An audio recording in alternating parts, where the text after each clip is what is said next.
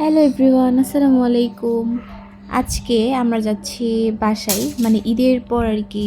বাবার বাসায় যাওয়া হয়নি বা বাসার কারোর সাথে দেখাও করা হয়নি। তো বাসায় যাব। তো বাসায় যাওয়ার পর দেখি কোথাও যাওয়া যায় কিনা ওইখান থেকে। তো এই জন্য এখান থেকে আমার ঈদের যে মেন ড্রেস সেইটা, তারপর ওর পাঞ্জাবি, এগুলো সব গোছগাছ করে নিছি। আর আমরা একদম আসছি সন্ধ্যার সময়ে।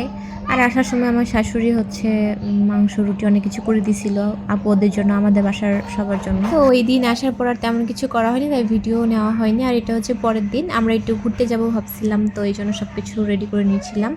আর বাবুর যে মেন ড্রেসটা সেটা আমি পেয়ে গেছি, ওইখানে একটু কাজ টাজ করলাম, বাবুকে ঘুমাইয়ে দিয়ে দেন বাবুর জন্য একটা ছোট্ট ব্যাগ রেডি করছিলাম ম্যাচিং জামার সাথে। এইটাই ওর বাবা নিয়ে দেখতেছিল আসলে। আর আজকে আমরা তিনজন ম্যাচিং ম্যাচিং পরবো। তো এই তো এটা হচ্ছে আমার ড্রেস, ব্যাগ, তারপর বাবুর ড্রেস। আর ড্রেসে আমি একটু হালকা ওই যে বললাম কাজ টাজ করছি।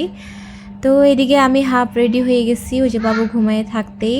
দেন ওঠার পর ওকে খাইয়ে দিলাম, এর মধ্যে ওর হাগু দিয়েছিল সেগুলো পরিষ্কার করছি। দেন ওকে এখন রেডি করাইতে বসছি।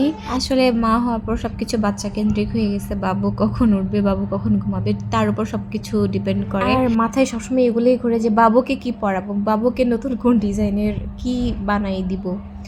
তো মাশাল্লাহ ওকে এই ড্রেসটাতেও ভীষণ সুন্দর লাগতেছে। এটা আসলে আমার ড্রেসের সাথে ম্যাচ করে প্ল্যানিং করে বানানো, এই জন্য ড্রেসের কালার কম্বিনেশনটা এরকমই রাখছি আমার ড্রেসের সাথে ম্যাচ করে। আর এই যে ওকে ব্যাগটা ধরাই দিছি, ব্যাগটা বারবার ফালাই দিচ্ছে, ব্যাগটার অবস্থা একদম শেষ করছে। ব্যাগটা হুদাই আমি কষ্ট করে বানাইছি, ও একদমই নেয় নাই, শুধু এরকম যখনই হাতে দিছি ফেলাই দিছে। তো ওকে তো মোটামুটি রেডি করাই ফেলছি, এখন আমি নিজেও রেডি হব। আসলে অনেকে মনে করে যে সাহায্য করবে এত, এখন এগুলো কিভাবে করি, ওই বাচ্চা সব কিছু মেনটেন করে তারপরে কিন্তু করতে হয়। হ্যাঁ, আমার একটা চাপ এখন নাই, যে সাংসারিক যে কাজগুলো এগুলোর চাপ নাই, সেটা শ্বশুর বাড়িতেই থাকি বা ননদের কাছেই থাকি বা আমার বাসায় থাকি, যেখানেই থাকি কোথাও এই সাংসারিক চাপটা নেই। কিন্তু বাবুর সব কিছু কিন্তু আমাকেই করতে হয়। আর তার মধ্যে আমার বাবু হচ্ছে অনেক বেশি চঞ্চল, এক সেকেন্ড ও কোথাও স্থির বসে থাকে না। সাধারণত হয় কি মেয়ে বাবুরা একটু শান্ত হয় ছেলেদের তুলনায় বা কম দুষ্টমি করে, কিন্তু আমার মেয়ে হয়েছে 100টা ছেলের সমান, মানে আমার কাছে মাঝে মধ্যে ওরকমই লাগে। আমি ছেলে বাবু পছন্দ করি না, যে অতিরিক্ত দুষ্টুমি করে, চঞ্চল, এই কারণে। অথচ আল্লাহ আমাকেই এমন বাবু দিছে যে 2-4টা ছেলের সমান সে যন্ত্রণা করে। আর ওর ঘুমের কথা কি বলবো, হওয়ার পর থেকেই ও আমাকে সারাটা রাত জাগায় রাখে। ইভেন এখনও ও এভাবেই জ্বালাই, সারাটা রাত ঘুমাইতে দেয় না।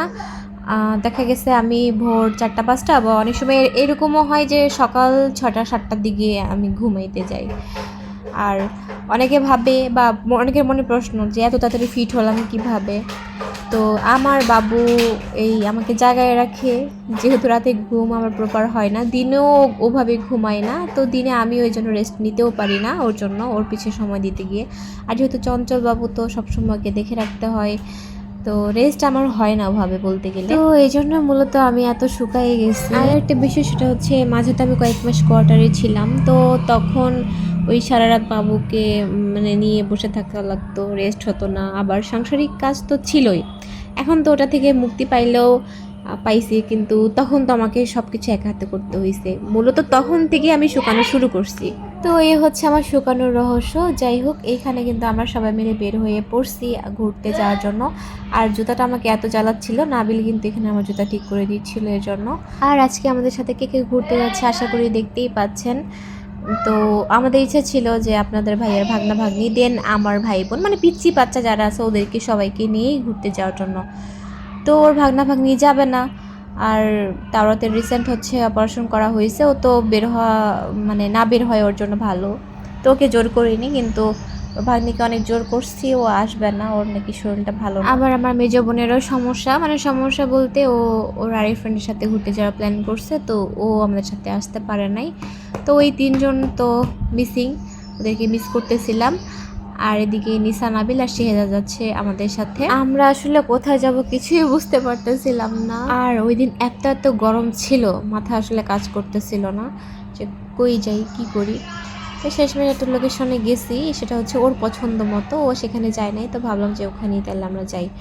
আর এদিকে দেখেন যাওয়ার পথে রাফামণি শেহজাদকে কেমন জ্বালাচ্ছিল। ও যখনই শেহজাদকে কাছে পায় এরকম দুষ্টামি করতে থাকে। তো আমরা হচ্ছে সেই লোকেশনে চলে আসছি। এটা হচ্ছে হিচমিতে ড্রিম প্যালেস, সরি কি ড্রিমস কিচেন নাম। এইটা শহর থেকে আর আমাদের বাসা থেকে কিন্তু প্রায় একটু দূরেই বলা যায়, একটু অফ সাইডে, কিন্তু আমাদের হাতে সময় ছিল ওই দিন পর্যাপ্ত, তো এই জন্য আমরা এখানে আসছি। আর এসেই বুড়ি দুষ্টমি শুরু হয়ে গেছে। ও যেমন করে ছোটাছুটি, কখনো ও হাত ধরে থাকবে না, ও সবসময় হাত ছেড়ে দিয়ে ও ওর মতো ঘুরতে থাকবে। আর বাকি সব লোকজন এখন খাওয়া বাদ দিয়ে, ছবি তোলা বাদ দিয়ে ওর পিছিয়ে এখন ঘুরতে হবে। আর ওর বাবা আসার পর অবশ্য এই ঝামেলাটা অনেকটা দূর হয়ে গেছে, কারণ ওর বাবা খায় না, বসে না, কিচ্ছু না, শুধু মেয়ে কই গেল, মেয়ে কোথায় যাচ্ছে, তার ফোকাস ওই দিকেই। তো এই জন্য আমাকে অত একটা এদিকে গুরুত্ব দিতে হয় না, এখন একটু রিল্যাক্সে আছে আর কি। আর এই তো জুতাটা আবার বিরক্ত শুরু করে দিছে। নাবিলা তো তখন ঠিক করে দিলই, এবার হচ্ছে ও ঠিক করে দিচ্ছে। এই জুতার যে কি সমস্যা হয়েছে কিছু বুঝতেছিলাম না, আমাকে খুবই বিরক্ত করছে ওই দিন। যাই হোক, এর মধ্যে পিচ্চিগুলা এখন দোলনা দেখছে, বিশেষ করে রাফা, ও দোলনা খেতে খুবই পছন্দ করে, তো দোলনা দেখে ও এখন দোল খাবে। এখানে অলরেডি দুটা বড় বড় পিচ্চি বসাচ্ছিল, তা আমরা ওদেরকে একটু রিকোয়েস্ট করে এই সাইডে দিলাম। তো বড় পিচিটা আবার নেমে গিয়ে বলতেছে যে সেই দোল দিবে। যাই হোক, এখানে বুড়ি তো মহা খুশি, কারণ সে দোল খেতে পারতেছে। আর এরপর ওর বাবার আমি মিলে একটা টেস্ট করতেছিলাম যে মেয়ে কার কাছে যায়। মেয়ে তো বাবা প্রেমী হয়ে গেছে একদম, মানে বাবার কাছেই গেছে। তাই এরকম দুইবার ইয়ে করছি, দেখি দুইবারই বাবার কাছে গেছে, আমার কাছে আসে। এত মাস ধরে আমি কষ্ট করতেছি, রাত জেগে ওকে পালতেছি, রাত জেগে বসে থাকি, আর বাবা আসে মাঝে মধ্যে, বাবার সাথে দেখা হয় মাসখানেক পর একবার। আর সে এইটুকু সময়ের মধ্যে বাবার জন্য পাগল হয়ে যায়, আর আমাকেই পাত্তা দেয় না। কি আর বলি, এটা হচ্ছে মেয়েদের মনে হয় নেচারই, মেয়েরা বাবাকে একটু বেশি ভালোবাসে, আর আমিও চাই যে না, ওর বাবাকে বেশি ভালোবাসে। তো এর মধ্যে ওর বাবা শেহজাদকে আর ওকে প্লে জোনে টিকিট কেটে খেলার জন্য ঢুকাই দিয়েছে। এত গরম ছিল ওর মধ্যে, যেহেতু টিন শেডের ছিল, তো খুবই গরম। আমি নিষেধ করলাম, তারপরও শুনলো না। শেষে দেখতেছে আসলে 2 মিনিটও থাকা যাচ্ছে না, এই যতটুকু ভিডিও করছি ততটুকুই ওরা ছিল।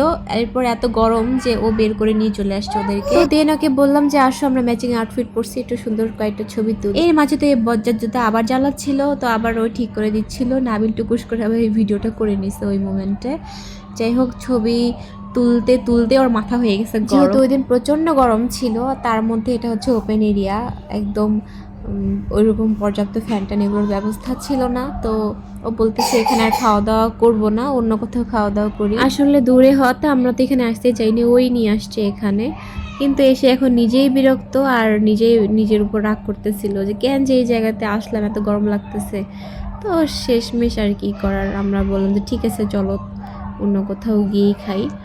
তো বের হতে এই তো বেলুন দেখে রাফা শেহজাদ তো খুবই খুশি যে ওরা বেলুন নিবে, বেলুন নেওয়ার জন্য জেদ করতেছিল। তো ওদের দুজনকে 2টা বেলুন কিনে দিলাম। এখানে বেলুনের দাম হুদাই বেশি চাচ্ছিল, তারপর আর কি করার, বাবুদের যেহেতু পছন্দ বেলুন, তো ওই জন্য কিনে দেওয়া হইলো। তো এইখানে ওর পরিচিত একটা রেস্টুরেন্টে চলে আসছি, আর এখানে এসে আমরা খাবার অর্ডারও করে দিই, কারণ ততক্ষণে তো খুবই ক্ষুধা পেয়ে গেছিলো। তো ফ্রেঞ্চ ফ্রাই আর চিকেন ফ্রাই অর্ডার করা হইলো। ওর বাবা বরাবরের মতোই কিছু খাবে না, তো আমরা অর্ডার করলাম আর কি।